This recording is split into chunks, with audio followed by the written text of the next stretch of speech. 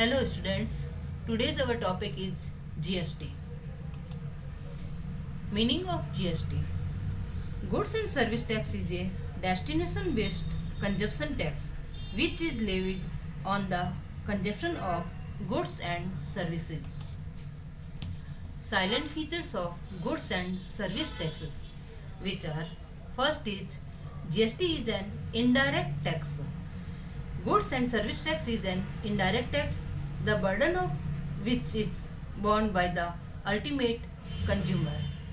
Second is it is levied on supply of all goods and services. Generally, GST is levied on the supply of all goods and services unless it is exempt under the provision of the Act. Third is it is levied only the value addition. This tax is levied only on the value added to a product by each trader. For example, a trader purchased goods of rupees 10,000 and paid GST at the rate of 18%. The trader shall not include tax of 1800 in its cost of purchase.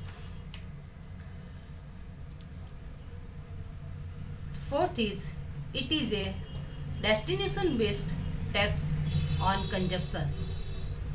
If the manufacturer of goods and its consumption is in the same state, the state government of that particular state has the right to collect tax.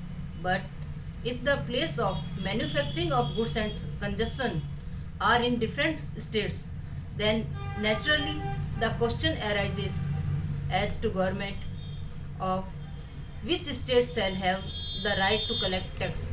In this situation, since GST is a destination based tax, therefore the right of collect the tax shall be with that state where the goods have been consumed or where the goods have been supplied. Next is dual GST model has been implemented in our country. In dual GST mode, one model is wherein the GST is levied by the central government at national level, and the second model is the dual GST model wherein the tax is levied both by the central and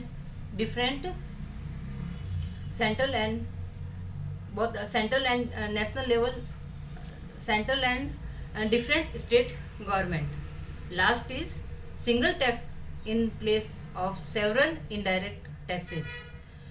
Before the implementation of GST, there were several indirect taxes levied in India like central sales tax, state value added tax, excise duty, service tax, etc. Now, majority of these taxes have been merged in GST and a single goods and service tax is applicable. Thank you.